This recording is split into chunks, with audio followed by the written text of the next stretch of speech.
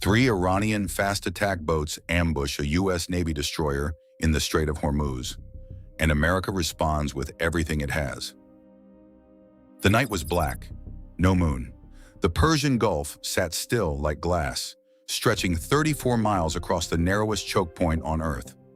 Somewhere beneath that darkness, a U.S. Navy Arleigh Burke-class guided missile destroyer was cutting through the water at 28 knots, radar sweeping, crew on alert, 9,300 tons of steel and firepower threading the needle between two hostile coastlines. Because in these waters, calm means nothing. In these waters, silence is a weapon. At exactly 1:47 a.m., three blips appeared on the surface radar screen. Fast, low, closing at 48 knots from the northeast. The watch officer had 90 seconds to make a call that would change everything. The Islamic Revolutionary Guard Corps Navy, the IRGCN, doesn't fight like a conventional force. Forget carrier groups, forget destroyer squadrons. They don't line up warships in battle formations. They swarm, they harass, they probe. For years, their fast attack craft had buzzed U.S. warships at dangerously close range, coming within 150 yards, cutting across bowlines, testing response times like a fighter measuring an opponent's chin. The world watched. Commanders issued warnings, and for a long time, the U.S. Navy absorbed it. Weapons trained, teeth gritted, orders held. But this night was different. The IRGCN had spent months upgrading their asymmetric fleet. More than 200 fast attack craft now operated from hardened bases along the northern Gulf Coast, each boat capable of 60 knots across flat water. Each armed with 107mm rocket pods, 12.7mm heavy machine guns, and, in their most lethal variants, NOR anti-ship missiles capable of striking targets 75 miles away. Each boat cost $400,000 to produce. Each one, in the right hands at the right moment, could sink a $2.1 billion destroyer. They'd studied the geometry of the strait for decades. Every sandbar, every current, every radar shadow cast by the Omani coastline. They'd war-gamed a tactic that U.S. intelligence analysts called swarm and overwhelm. The logic was brutal and simple. Launch enough fast boats from enough angles simultaneously, and some of them get through the defensive umbrella before the ship can retarget. It worked in simulations. It worked in drills. Tonight they intended to find out if it worked in reality. What they didn't account for was the destroyer's Aegis combat management system. 3.6 million lines of software tracking 100 simultaneous targets, prioritizing threats in milliseconds, feeding firing solutions to every weapon mount on the ship before a human could blink. What they didn't calculate was that this crew had been running anti-swarm drills for 6 straight months. They'd rehearsed this exact geometry, the exact closing speed, the exact split-angle maneuver the boats would execute when engaged. They were ready. What's your call? You're the destroyer commander. 3 fast attack boats closing at 48 knots, weapons hot in international waters. Type A for warning shots first. Type B for immediate defensive engagement. Drop your answer below. The first warning shot cracked through the darkness at 1:48:33 a.m. A 25mm Bushmaster cannon round, traced with phosphorus, sliced across the bow of the lead IRGCN vessel at 100 meters per second. Bright as a lightning bolt, loud as a thunderclap. The international signal could not have been clearer. The boats didn't stop. Second warning, this time from the 50 caliber M2 gun mount. 2 rounds impacted the water 50 meters ahead of the lead craft. The crew could feel the concussion through the hull. Spray hit their windshields.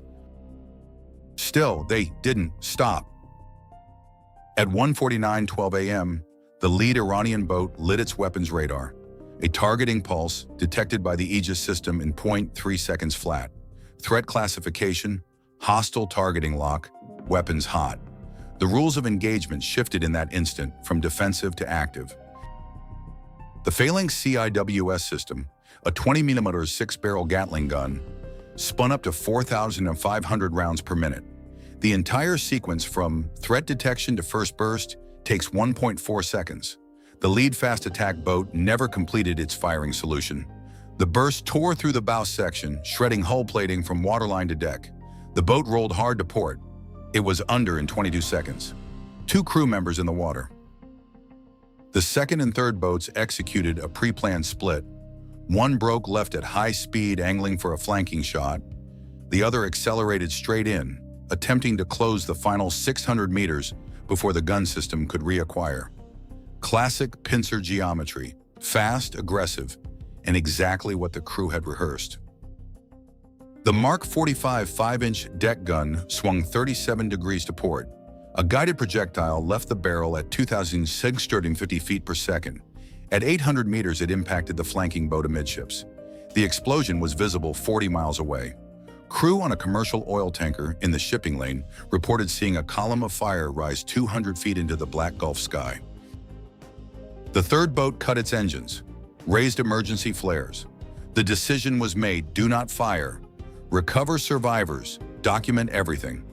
At 1:53 a.m., the surface engagement was over, start to finish, 5 minutes and 40 seconds. But the Gulf was just warming up.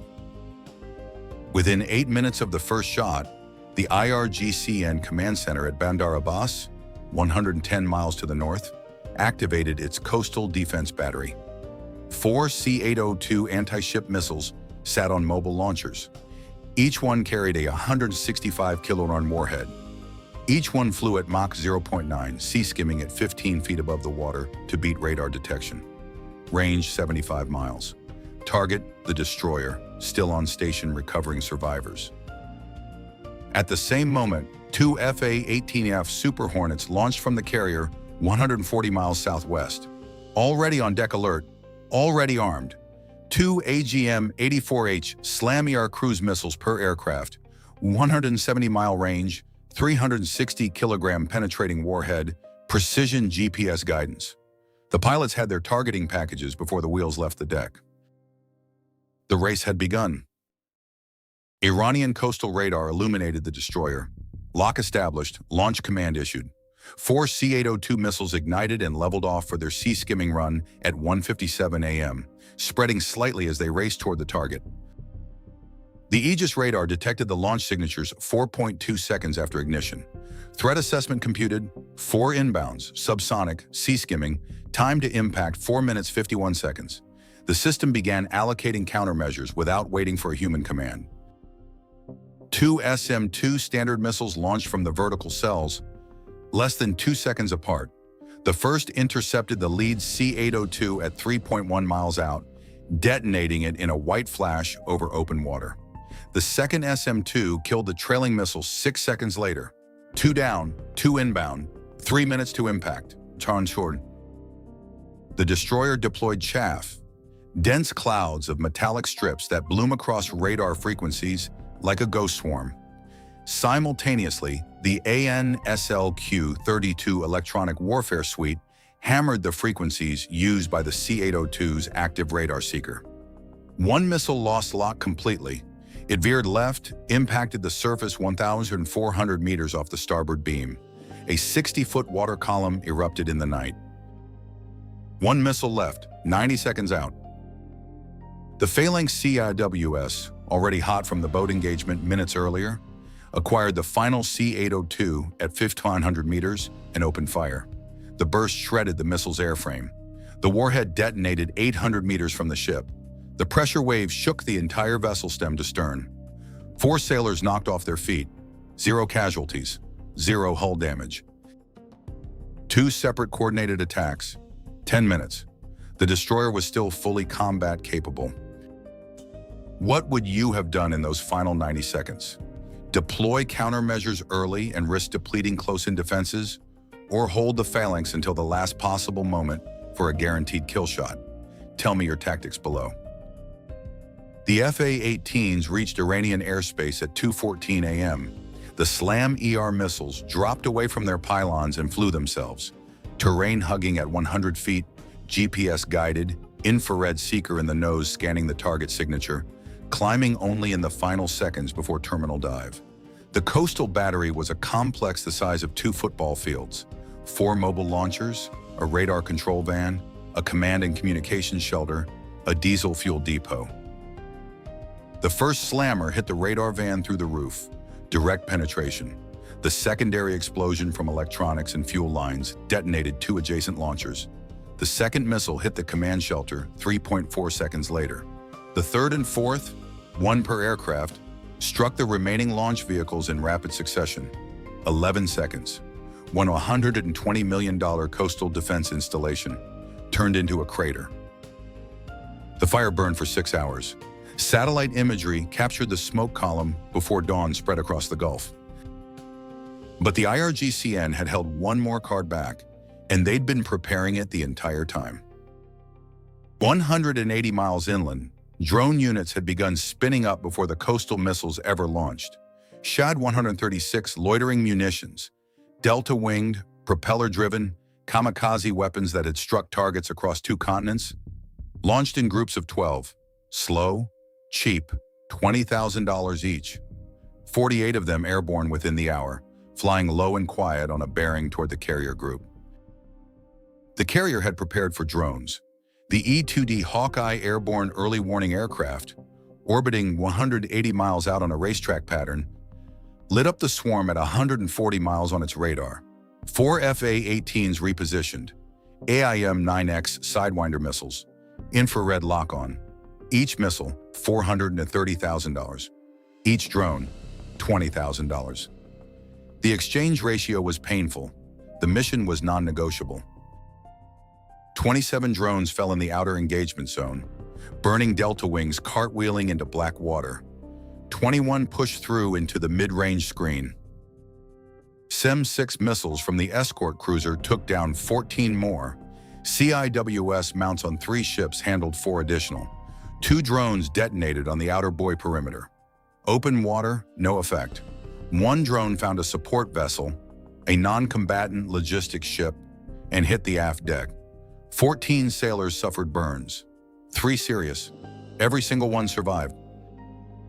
The final drone splashed 200 meters off the carrier's port bow, close enough to feel the shock wave on deck, not close enough to matter.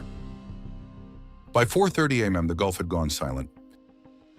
The tally: 3 IRGCN fast attack craft destroyed, 1 coastal missile battery eliminated, 27 drones killed in the air, 1 support vessel damaged, 14 sailors with burns, 0 fatalities.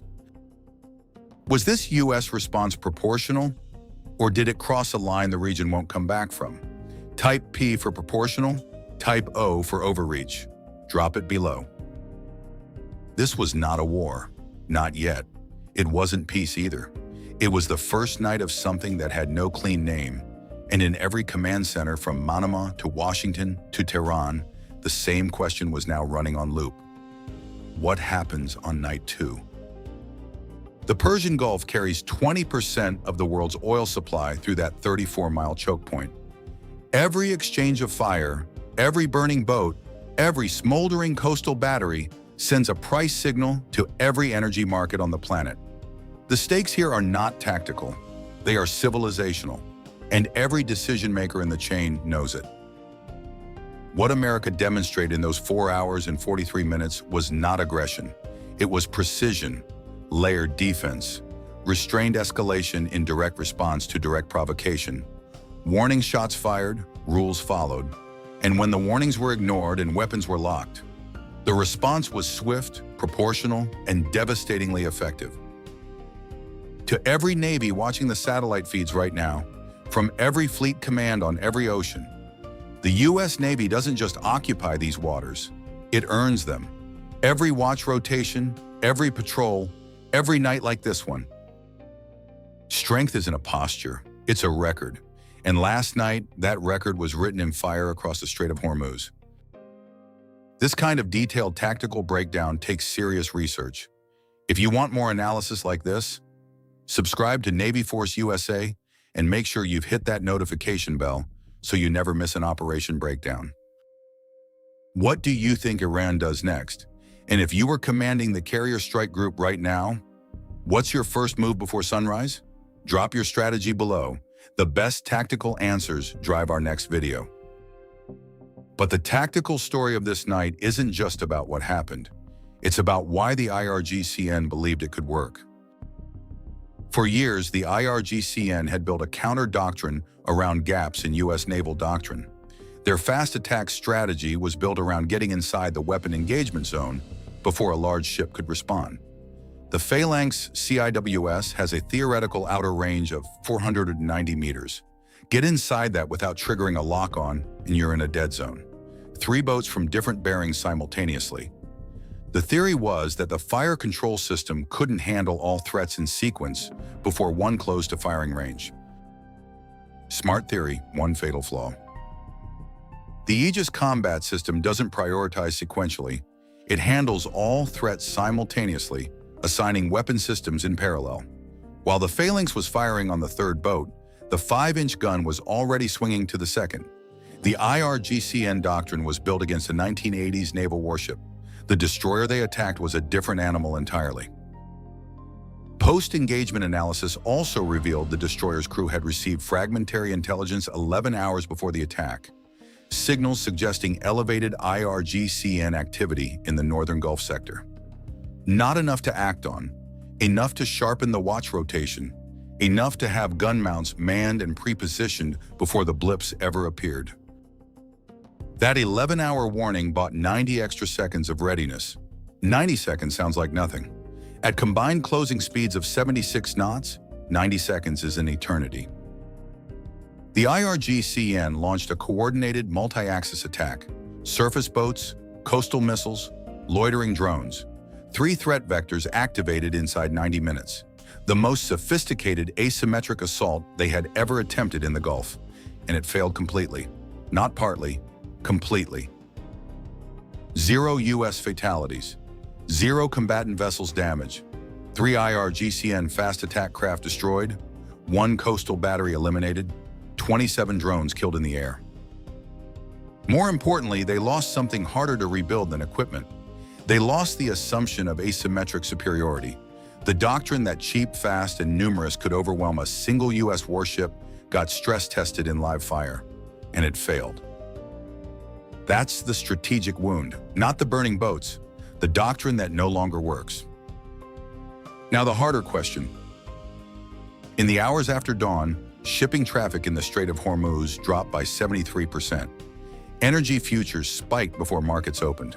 3 tanker companies diverted vessels around the Cape of Good Hope, adding 11 days and $1.4 million in fuel costs to each journey. The world felt this before most people had their morning coffee. That's the geometry of power in the modern Gulf. A 90-second weapons engagement at 1:47 a.m. becomes a global economic event before sunrise. Every decision made on that destroyer, every warning shot, every trigger pull, every call not to fire, carries weight that extends far beyond 34 miles of dark water. The crew of that destroyer understood this. The commander who authorized defensive fire after 2 warnings were ignored understood this. And the pilots who put slammer missiles through the roof of an Iranian command shelter at 2:14 a.m. understood this. They didn't act recklessly, they acted precisely, with restraint, then with force in exactly that order. Strength isn't about who fires first, it's about who makes the right call when it matters. And on this night, in this darkness, above this ancient and volatile stretch of water, the right call was made. If you've made it this far, you're exactly who this channel is built for. Like this video, share it with someone who needs to understand what real modern naval warfare looks like, and subscribe to Navy Force USA so you never miss a breakdown like this one. What happens in round 2? And what's the one capability the U.S. Navy should upgrade right now based on what this engagement revealed? Drop your answer in the comments. The sharpest analysis gets featured in the follow-up video.